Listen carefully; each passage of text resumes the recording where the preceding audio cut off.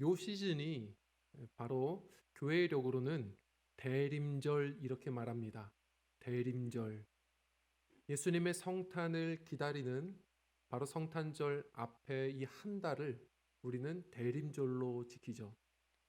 그것은 중세에 이어서 이건 구교도 신교도 다시 말해 가톨릭도 개신교도 이런 비슷한 그런 절기로 함께 이어서 내려왔습니다. 그리고 전통적으로 그 대림절이 되면 성탄을 기다리는 마음속에 그 예배에는 특별한 것이 등장을 하는데 바로 이러한 초입니다.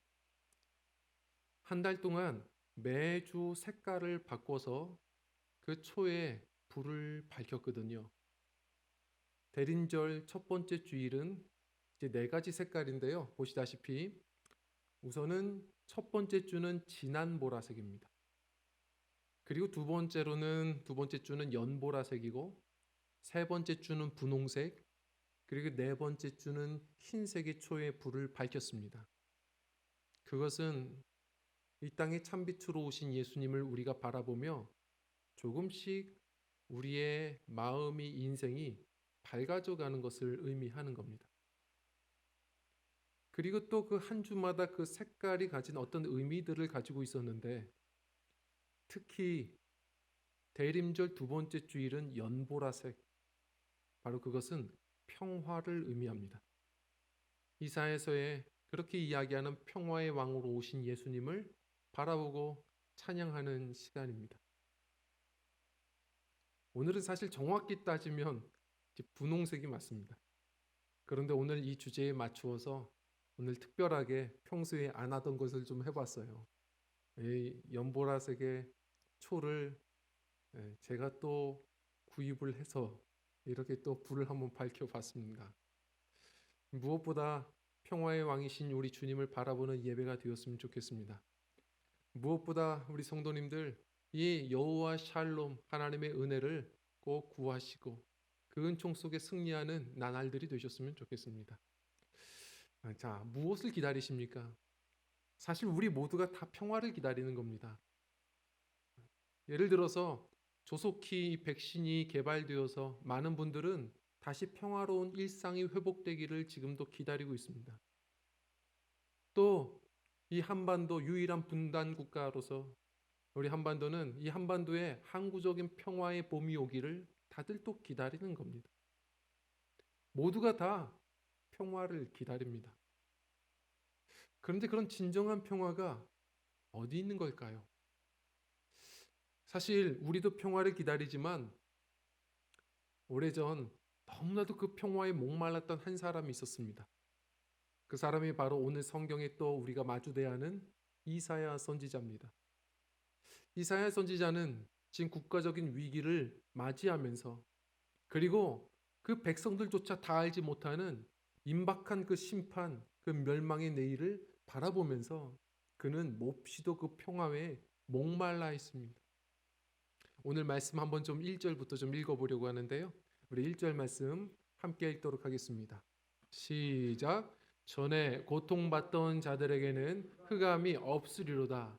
옛적에는 여호와께서 스불론 땅과 납달리 땅이 멸시를 당하게 하셨더니 후에는 해변길과 요단 저쪽 이방의 갈릴리를 영화롭게 하셨느니라. 아멘. 저 스불론, 납달리 뭐 이런 곳은 우리나라로 따지면 평안 남북도 정도 됩니다. 저 북쪽입니다. 갈릴리 다 북쪽이죠. 이게 무슨 얘기겠습니까? 지금 지난주에 우리가 나눴던 것처럼 북이스라엘이 남북으로 나뉜 것도 아픔인데 북이스라엘이 지금 남유다를 치려고 아람과 손잡고 지금 쳐들어 내려오고 있는 겁니다. 이사야는 가슴이 아픕니다. 지금 저들도 한치 앞을 모르는 겁니다. 강대국 아수르의 칼날이 그들의 목전을 지금 겨누고 있다는 사실을 모른 채 지금 그러고 있습니다. 남유다도 답이 없습니다. 이렇게 지금 쳐들어 내려오는 걸 보면서 떨고만 있지 하나님께 나아가질 않습니다. 그래서 이 하나님의 백성들 임박한 심판을 지금 보면서 이사야는요 어떻게 보면 그렇게도 평화에 목말라는지 모릅니다. 흑암이 보입니다. 다 흑암으로 지금 가득 차 있는 이 모습이 보입니다. 자, 그런데 놀라운 이야기를 합니다. 우리 2절 말씀 한번 좀 읽어봤으면 좋겠는데요. 2절 함께 읽겠습니다. 시작. 흑암에 행하던 백성이 큰 빛을 보고 사망의 그늘진 땅에 거주하던 자에게 빛이 비치도다. 아멘. 하나님의 본심을 갑자기 알려주십니다. 이사야는 슬픔 가운데 갑자기 소망을 받습니다. 전에는 그렇게 흑암이었는데 큰 빛이 임하겠다는 겁니다. 이게 하나님의 본심이세요. 우리가 깜깜한 밤에 오히려 별을 보는 것처럼 우리 인생의 모든 조명이 꺼지는 그 순간 이 큰 빛을 만날 때가 많습니다. 하나님은 오히려 큰 빛, 하나님의 계획하신 이 큰 빛을 지금 준비하고 계시는 하나님이십니다. 흑암 아닌 인생이 있습니까? 전 묻고 싶습니다. 다 흑암 아닙니까? 예를 들어서 가족들끼리 예배를 드려도요, 다 똑같을 겁니다. 어느 가정은 안 그러겠습니까? 남자 집사님들은 대부분 돈 때문에 앞이 깜깜하답니다. 점점 경기는 어렵고, 제가 지난주에 이렇게 길을 가는데 우리 주일학교 아이를 만났어요. 이게 똑똑한 아이예요. 그리고 재밌는 아이입니다. 그런데 함께 이렇게 길을 걷다가 좀 용돈을 주고 싶은 거예요. 제가 늘 그런 마음이 있지는 않아요. 그런데 그때 갑자기 순간 이렇게 용돈을 주고 싶은 마음이 생겨서 이렇게 뒤적거리는데 없어요. 현찰이 없는 겁니다. 그래서 같이 걷고 있던 이 친구도 알고 있는 아이라서 네가 좀 주라고, 용돈 한번 이렇게 주라고 이랬더니 이 친구가 막 그걸 찾다가 이제 10,000원짜리를 꺼내서 이렇게 주는 거예요. 근데 저희가 너무 웃겼어요. 왜냐하면 이 아이가 딱 그 10,000원을 받으면서 머리를 긁적이면 뭐라고 하냐면 요즘 10,000원으로 살 게 없는데 그러는 겁니다. 제가 너무 놀랬고 한참 둘이 웃었어요. 보면서 그렇구나. 우리 때와 달라요. 점점 갈수록 물가는 오르고요. 그래서 남편분들 집사님들 다 들어보면 정말 갈수록 물가는 오르고 경기는 어렵고 이 돈 때문에 깜깜하다는 겁니다. 청년들은요, 취업 문제 때문에 깜깜합니다. 학생들은요, 시험 때문에, 친구 관계 때문에 깜깜합니다. 엄마들은요, 바로 그렇게 나누고 있는 그 남편, 그 자식들 때문에 깜깜합니다. 다 깜깜합니다. 그래서요, 다 여기까지 분노가 차 있습니다. 젊은이들은 그래서 다 게임합니다. 다 그냥 총 쏘고 죽이고 뭔가 터뜨려야 살겠다는 거예요. 부모님 세대들은요, 다 드라마 봅니다. 그냥 보세요? 다 중계하시더라고요. 이놈도 죽어야 되고 저놈도 죽어야 되고 다 여기까지 분노가 맺혀 있어요. 그런 세상 다 깜깜한 겁니다. 그래서 특히나 또 2020년도가 그랬던 것 같아요.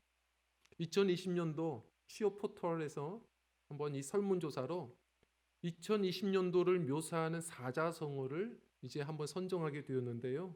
그 1위가 무엇이었냐면 바로 적막강산입니다. 앞이 깜깜한 겁니다. 다 흑암인 겁니다. 흑암 아닌 인생 있냐는 겁니다. 없습니다. 조금 지나면 내가 청년이 되면 빛이 오겠지? 안 그래요. 청년들도 깜깜하답니다. 내가 어른이 되면 밝아지겠지? 그렇지 않다고요. 장년이 돼도 다 깜깜합니다. 그런데 그 깜깜함을 오히려 느끼는 때가 은혜입니다. 그 밤에 별을 보거든요. 진짜 큰 빛을 만날 때가 많아요. 우리 인생 속에서. 그 큰 빛, 그 큰 빛을 만날 때 우리 삶은 달라지는 겁니다. 우리 성도님들이 다 그러시지 않았습니까?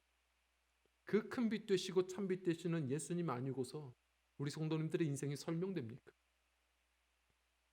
그 예수님 큰 빛을 만나는 인생들, 자, 말씀은 이야기합니다. 3절 말씀인데요. 어떤 그 소망, 어떤 샬롬의 은혜가 있느냐? 3절 말씀 읽겠습니다. 시작. 주께서 이 나라를 창성하게 하시며 그 즐거움을 더하게 하셨으므로 추수하는 즐거움과 탈취물을 나눌 때의 즐거움 같이 그들이 주 앞에서 즐거워하오니. 아멘. 가장 큰 즐거움인 겁니다. 농부들이 추수하는 그 즐거움. 그리고 군인들이 전쟁이 끝나고 바로 이 전리품을 나누는, 승리하여 전리품을 나누는 그런 즐거움. 최고의 기쁨이 우리 안에 넘치는 그런 은혜입니다. 평화, 하나님이 주시는 샬롬은 겉으로만이 아니고요, 이 속까지. 전쟁만 그치는 게 아니고요, 굶주림도 종식이 되고 모든 슬픔과 두려움도 종식이 되는 그런, 그래서 샬롬이라는 말은 완전함이란 뜻이 있습니다. 온전한 샬롬, 평강입니다. 그 은혜를 하나님이 약속하시는 겁니다. 자, 그 은혜를 우리도 사모합니다.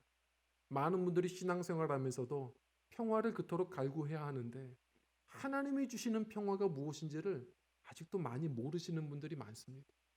하나님께서 주시는 이 진짜 평안이 무엇인지 오늘 한번 말씀을 깊이 생각해 보면서요, 오늘 우리가 그 평화의 주님을 바라보고 그 평화를 누리고 그 평화를 나누는 우리 평화의 백성들, 저와 성도님들이 되시기를 주 이름으로 부탁을 드립니다.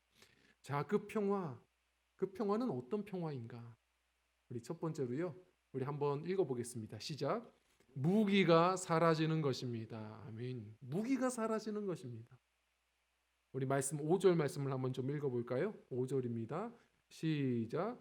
어지러이 싸우는 군인들의 신과 피 묻은 겉옷이 불에 섭같이 살라지리니. 아멘. 놀라운 말씀입니다. 하나님이 주신 평화는 우리 생각과 다릅니다. 그 대적을 죽여 없애는 게 아니고 함께 무기를 녹여 없애는 겁니다. 다 똑같으실 것 같습니다. 지금 코로나 기간 때문에 지금 아이들이 학교 가는 일수가 줄어들고 있습니다. 그러다 보니 집에 오랫동안 있고, 저희 가정은 자녀가 둘밖에 없는데, 그리고 별로 그렇게 싸우는 아이들도 아닌데도 불구하고 가끔은 원치 않게 투닥거릴 때가 많아요. 오래 같이 있다 보니까. 그래서 늘 보다 보면 별것 아닌 것 가지고 투닥거리고 있고, 그럼 제가 그걸 발견하면 두 아이를 심판하고, 항상 그런 식입니다. 그런 관계를 계속해서 살아가고 있는데, 그런데 지난주부터인가요? 평화가 온 거예요. 평화가 찾아왔습니다. 이 가만히 보니까 힘의 균형이 깨진 겁니다. 저는 진짜 평화인 줄 알았더니 첫째 아이가 딱 이렇게 눈치를 줘요. 그러면 둘째 아이가 물들어 갔다 옵니다. 그리고 이게 돈을 딱 줘요. 찔러주면 알지? 그러면 슈퍼 갔다 와요. 아니, 얘가 왜 이러지? 제가 왠지 걱정이 돼서, 이건 진짜 평화가 아닌 것 같거든요. 그냥 조용한 거지 긴장감은 있어요. 그래서 이 밥을 먹다가 물었습니다. 너 뭐 약점 잡힌 거 있냐? 그랬더니 보니까 약점 잡힌 게 있는 거예요.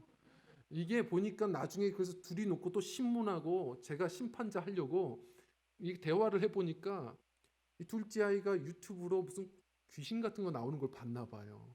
그런데 혼자 그게 걱정돼서 부모님께 이 첫째 언니가 일릴까 봐 평화 조약을 한 겁니다. 언니, 부모님께 일리지만 않으면 내가 모든 걸 다 들어줄게. 그래가지고 평화가 온 겁니다.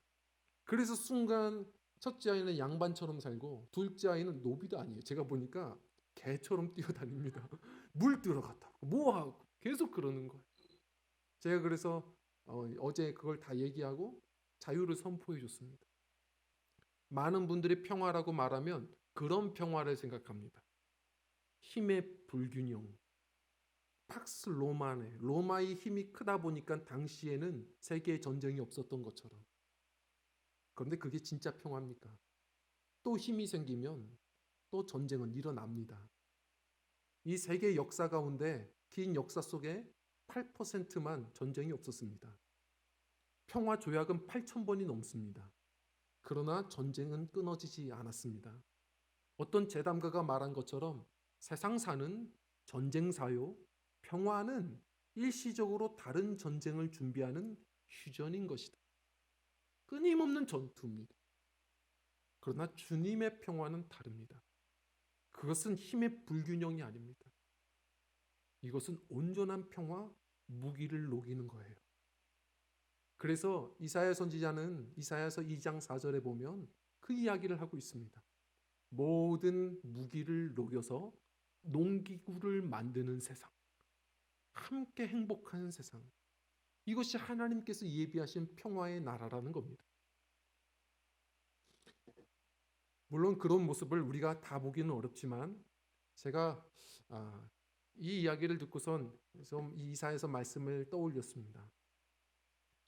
안데스 산에 이제 올라가 보면 이 아르헨티나와 칠레의 국경지대에 유명한 예수 그리스도의 청동상이 있습니다. 거기서 많은 분들이 사진 찍고 하죠. 근데 멋있기로만 해서 유명한 게 아닙니다. 의미가 있습니다. 이것이 1900년도까지 칠레와 아르헨티나는 이 국경지대에 맞닿아 있다 보니 아주 지긋지긋한 싸움을 싸웠거든요. 서로가 늘 대포를 쏘면서 수많은 피를 봐야만 했었습니다. 그런데 1900년도 특히 부활절에 이 아르헨티나의 수도사가 용기를 내고 목숨을 걸고 국경을 넘어가면서 계속해서 이쪽 저쪽 평화의 복음을 전하기 시작했습니다. 예수님의 평화, 예수님의 정신은 이런 게 아닙니다. 다행히 둘 다 기독교 국가였고 그 설교에 귀를 기울이던 사람들이 이제는 받아들이면서 그들이 평화 조약을 하게 되죠. 예수님 상을 만들고 그 밑에다가 다시 우리가 전쟁을 일으키면 이 산이 무너져 내리리라. 그 글귀가 그 밑에 새겨져 있습니다. 양국의 국기가 같이 걸려져 있습니다. 더 은혜로운 것은 이 청동상을 뭘로 만든 줄 아십니까? 서로를 겨누던 대포를 녹여 만듭니다. 서로를 죽이려고 사용했던 무기 공장은 개조하여서 소년들에게 꿈을 주는 공업학교가 되었고, 서로를 죽이고자 만들었던 전함은 그것을 개조하여서 상선을 만들기 시작했습니다. 이것이 하나님 나라의 역사입니다. 레바논의 베이루트에 전쟁의 포화가 있을 때 도시가 완전히 폭격되어서요 폐허가 됐습니다. 그러한 참 가슴 아픈 곳을 한 기자가 그걸 촬영하면서 다큐멘터리로 보여준 적이 있었죠. 보셨습니까? 기자가 슬픔에 젖어서 걷고 있는데 갑자기 아름다운 피리 소리가 들립니다. 그 피리 소리를 쫓아서 가보았더니 한 가정에 소년이 피리를 부는데 그 피리가 소리도 이쁘지만 신기하게 생겼습니다. 보니 총기에 구멍을 뚫어 피리 소리를 불었던 겁니다. 하나님 나라 역사는 그런 겁니다.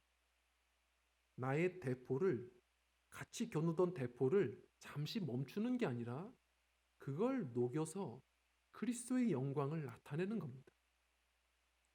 누군가가 험담을 하고 삿대질을 하는 수많은 그 총기에 같이 겨누던 나의 총을 이제 내려놓고 뿐만 아니라 구멍을 뚫어 그를 축복하고 칭찬하며 하나님을 찬양하는 바로 피리 소리를 내는 것이 하나님 나라 역사인 겁니다.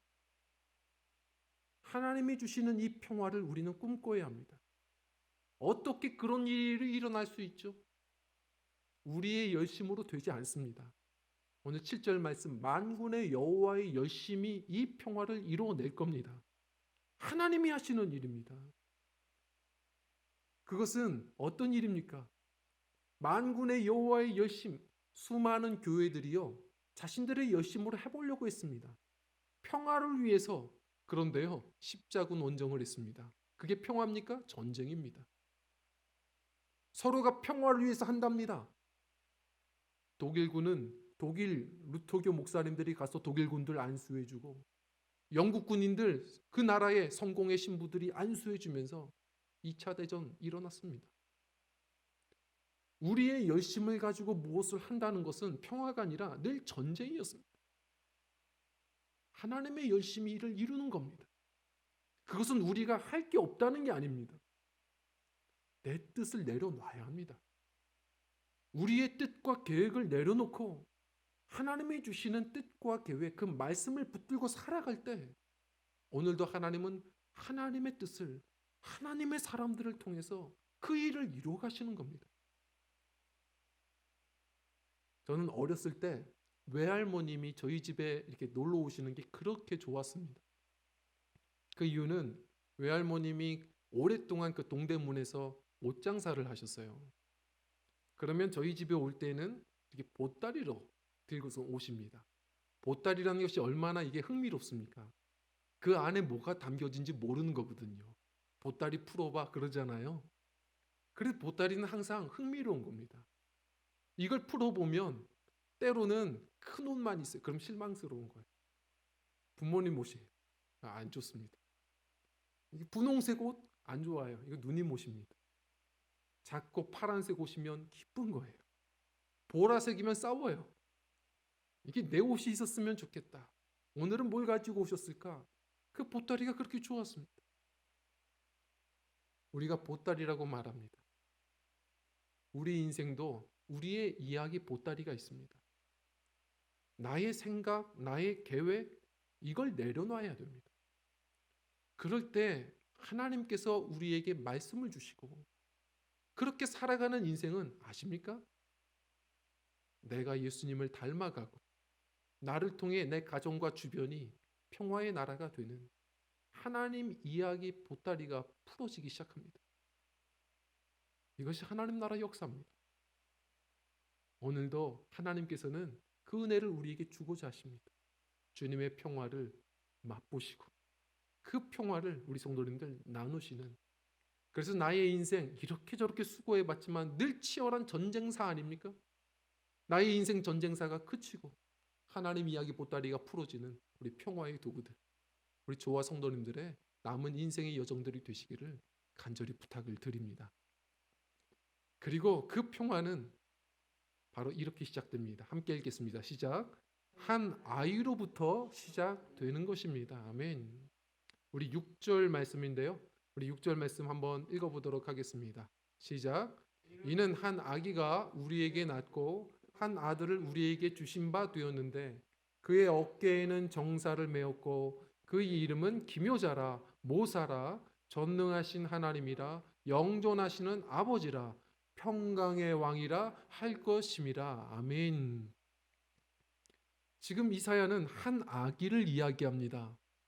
이 7장서부터 계속 뭔가 이상한 아이 이야기를 해요. 그 아이 누굽니까? 이사야는 알았을까요? 우리는 압니다. 이사야는 그런 하나님의 소망의 계획, 한 아이를 자꾸 하나님이 보게 하시는데 온전히 몰랐을 겁니다. 아마 이사야는 그 나중에 자기가 직접 보는 그 다음 믿음 좋았던 왕 히스기야라고 생각했을 겁니다. 아, 하나님의 예언이 성취됐구나. 근데 사실요, 이사야가 말한 그대로의 세상은 그때 오지 않습니다. 우리는 알죠. 그분이 누굽니까? 예수 그리스도입니다. 그래서 마태복음은요, 계속해서 그 이사야의 말씀을 이제 눈을 밝혀 우리에게 보여줍니다. 그래서 이사야서 7장 14절이 마태복음 1장 23절의 말씀과 같습니다. 예수님이 태어나셨을 때 바로 이사야가 예언했던 이 예언이 선포됩니다. 함께 읽겠습니다. 시작. 보라, 처녀가 잉태하여 아들을 낳을 것이요 그의 이름은 임마누엘이라 하리라. 아멘. 바로 임마누엘, 예수님이 태어나실 때 이 말씀이 선포됩니다. 그리고 마태복음 4장에 바로 오늘 말씀 이사야서 9장 1절 말씀이 또 선포됩니다. 누가복음 4장입니다. 12절부터 16절 말씀 한번 읽어볼까요? 시작. 예수께서 요한이 잡혔음을 들으시고 갈릴리로 물러가셨다가 나사렛을 떠나 스불론과 납달리 지경 해변에 있는 가버나움에 가서 사시니 이는 선지자 이사야를 통하여 하신 말씀을 이루려 하심이라. 일러스되 스불론 땅과 납달리 땅과 요단강 저편 해변길과 이방의 갈릴리여 흑암에 앉은 백성이 큰 빛을 보았고 사망의 땅과 그늘에 앉은 자들에게 빛이 빛이었도다 하였느니라. 아멘. 그 스불론, 납달리, 갈릴리, 그 흑암이 이제 큰 빛을 만났다. 광명이 비친다. 그 약속이 언제요? 예수님께서 그 땅에서 사실 때 그 말씀이 성취됩니다. 무슨 얘기겠습니까? 예수님이 그 큰 빛이십니다. 예수님이 큰 빛 되세요. 우리 성도님들의 인생에 그 흑암을 걷어주시는 분이 예수님이십니다. 성경이 이야기하는 것처럼 흑암의 나라에 살던 우리를 그리스도의 나라로 옮겨주신 분, 바로 그 아들, 그 주인공이 예수 그리스도입니다. 큰 빛, 우리는 큰 빛을 말할 때 우리는 밝을 명자를 씁니다. 밝을 명보다 큰 빛이 있을까요? 예를 들어서 밝은 명자는 날 일자와 달 월자가 합친 겁니다. 해와 달빛이 다 합친 것이 밝을 명자예요. 가장 밝습니다. 우리는 그 말을 곳곳에서 사용합니다. 예를 들어서 정말 이해하기 어려운 것을 이해하기 쉽게 이야기해 주는 것, 풀어주는 것, 그걸 우리는 설명이라고 말합니다. 이야기로 밝혀주는 거예요. 그리고 어떤 것이 옳은 줄 모를 때 기준을 알려줘서 그 답을 찾아주는 것이 판명입니다. 그리고 꼬여있는 관계나 어떤 그런 말들을 잘 풀어주는 그것이 바로 해명이라고 말합니다. 그리고 흐릿했던 것들을 밝혀주는 그것이 분명 혹은 선명이라고 말합니다. 우리는 우리 인생 가운데 밝아질 때 그 명자를 씁니다. 제가 몇 주 전서부터 이제 몇 분 성도님들과 이제 상담을 한 적이 있습니다. 근데 만날 때마다 들었던 얘기는 똑같습니다. 제 인생이 왜 이렇게 저만 이렇게 힘들었는지 모르겠습니다. 그리고 대부분들이 이야기하는 것은 예수님 안에서 이 모든 것이 다 깨달아지더라는 겁니다. 설명되더라는 거예요. 그 전에는 몰랐다는 겁니다. 기억하십시오. 예수님이 아니고서는 우리 각자의 인생이 설명되지 않습니다.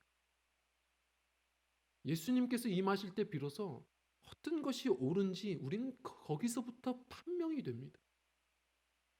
모든 꼬였던 것이 예수님으로 인해서 우리는 해명되어지게 되고 어떻게 살아야 할지 알지 못했던 우리 인생이 어느 순간 주님 주시는 비전으로 분명해지고 선명해집니다. 예수님이 우리 인생에 큰 빛이십니다. 그 주님 왜 어떻게 우리에게 큰 빛이 되시느냐? 이사야는 그분의 이름을 가지고 설명하기 시작했습니다. 우리 다시 한번 보면요. 뭐라고 얘기하냐면 예수님은 그 어깨에 정사를 메었다. 정사가 뭔지 아세요? 이게 government, 정부입니다. 정부를 메었다는 겁니다. 오래전 마틴 루터 종교개혁자가 이 말씀 가지고 설교했습니다. 오늘날 많은 교회가 그때 타락했을 때요. 많은 교회가 이렇게 얘기합니다. 예수님을 우리의 어깨에 짊어지겠습니다. 그러나 그것은 착각입니다. 우리는 그 크신 분을 우리의 어깨에 짊어질 수 없습니다. 우리는 오히려 깨닫고 이렇게 고백해야 합니다. 예수님, 우리를, 우리 교회를, 우리 가정을 주님 친히 담당하여 주십시오. 예수님은요, 우리를 모든 것을 담당하실 수 있는 그분은 온 세상의 왕이요, 주제며 통치자이십니다. 그 주님은 뭐라고 표현합니까? 기묘자라 모사라. 이건 같이 봐야 되는 겁니다. 한 뜻으로 무슨 뜻이냐면 그분은 위대한, 아주 현명한 그런 환상적인 지략가 이런 뜻입니다. 우리는 어떻게 가야 할지 모르는데 그분은 우리의 길을 아시고 인도해 주시는 분이라는 겁니다. 그리고 그분은 전능한 하나님이라. 이건 어떤 뜻이냐면 강한 용사라는 뜻입니다. 우리는 연약한데 그 주님이 계셔서 우리는 오늘도 또 일어나고 오늘도 문제를 돌파하며 살아가는 것이죠. 그분은 영존하시는 아버지시라. 우리는 늘 만나고 헤어지고 늘 항상 이별의 슬픔인데 영원토록 우리를 돌봐주시는 아버지시라. 그분은 평화의 왕이라 우리는 이리저리 노력해도 평화가 없는데 여기서의 왕은 사신이란 뜻이에요. 평화를 주시기 위하여 친히 오신 바로 평화의 사자 예수 그리스도라는 겁니다. 그래서 우리의 인생은 밝을 명자가 찾아온 겁니다. 요한복음 1장 참빛이 우리에게 다가오신 겁니다. 말씀을 이렇게 맺으려고 합니다. 우리는 바로 이 아이가 예수님이라는 걸 압니다. 2000년 전에 예수님께서 오셨습니다. 그러나 어떠십니까? 정말 이 세상은 그런 평화의 나라가 왔나요? 아니요. 전쟁의 소문은 더 그치지 않고 점점 갈수록 더 치열해집니다. 그러나 하나님의 말씀을 오해하시면 안 됩니다. 하나님께서 뭐라고 말씀하셨나요? 주님께서 이 땅에 오셨을 때 누가복음에 보면 천사들이 노래했습니다. 하늘에는 영광이요 땅에서는 기뻐하심을 입은 자들 중에 평화로다. 모두가 평화가 아니라는 겁니다. 오늘도 그분을 우리의 마음에 모시어 드릴 때 하나님의 백성들은 상황과 상관없이 평화를 누리며 산다는 겁니다. 문제가 없다는 게 아닙니다. 성경은 말합니다. 이사야서 26장 3절에는 이렇게 말하죠. 함께 읽어볼까요? 시작. 주께서 심지가 견고한 자를 평강하고 평강하도록 지키시리니 이는 그가 주를 신뢰함이니이다. 아멘. 문제가 없다는 게 아닙니다. 이제 우리와 함께 하시는 주님, 그 문제를 맡길 뿐이 생긴 겁니다. 그래서 평강의 평강을 누립니다. 그래서 모세가 이렇게 선포했죠. 홍해 앞에서. 여호와께서 너희를 위하여 싸우시리니 너희는 가만히 있을지니라. 그 말씀을 영어 성경은 이렇게 말합니다. Hold your peace. 주님께서 친히 싸우시니 너희는 평화만 붙들고 있어라. 문제가 없는 게 아니라 대신 싸우시는 주님이 함께 하시는 겁니다. 삶에 고난이 없다는 것도 아닙니다. 초대교회 성도들은 뭐라고 했습니까? 신사참배를 거부하며 고문을 당할 때에도 늘 말했던 게 있습니다. 우리는 못과 같습니다. 우리를 때리시고 때리시면 더 주님께 깊이 박혀 우리는 안전함을 누리거든요. 고난이 없는 게 아닙니다.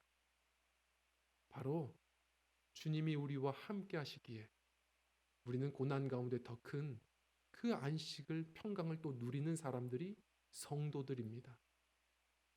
환난을 당하나 담대하라. 내가 세상을 이기었다.